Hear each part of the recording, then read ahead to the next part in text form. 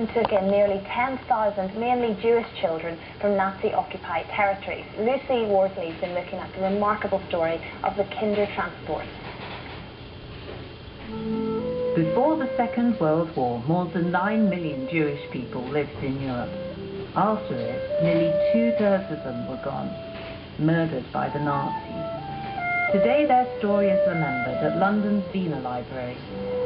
This is one of the world's most important archives of material about the Holocaust.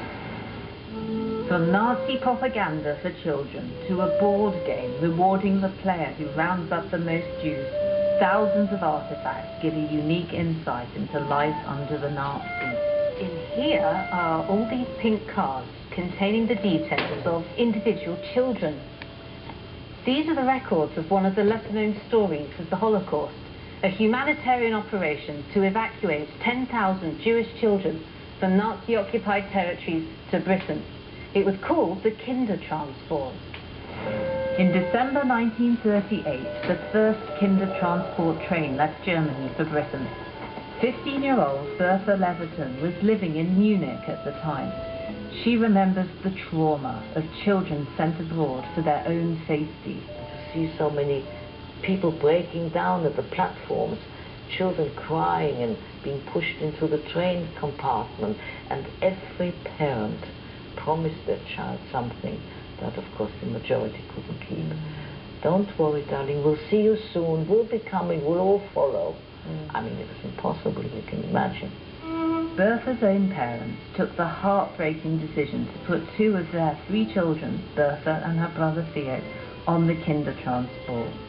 Now refugees, on arrival they were housed in a holiday camp near Ipswich.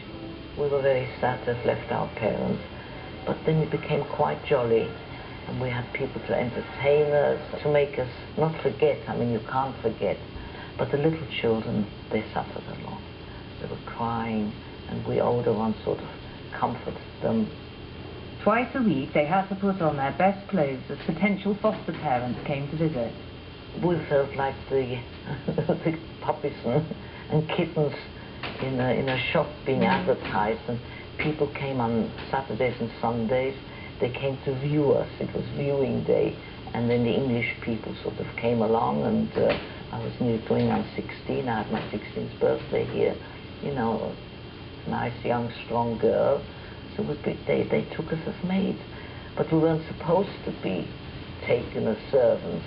And the shock, in many cases, was tremendous.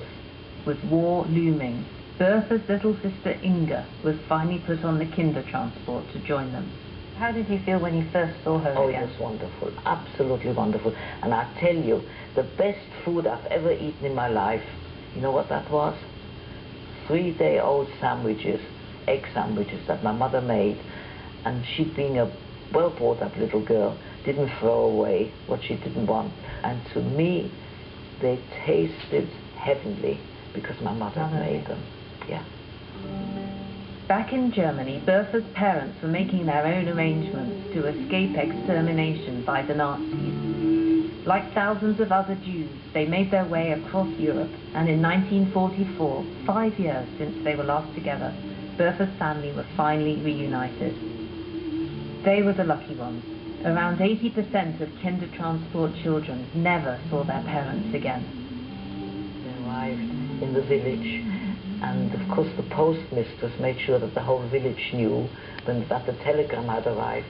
The refugee children's parents are coming. You can imagine the station. We all wanted a bit of peace and quiet with our parents, but the whole village was very nosy. So what was it like when you finally saw your parents again? There's so many good moments in a person's life, but that really topped it all after 5 long years.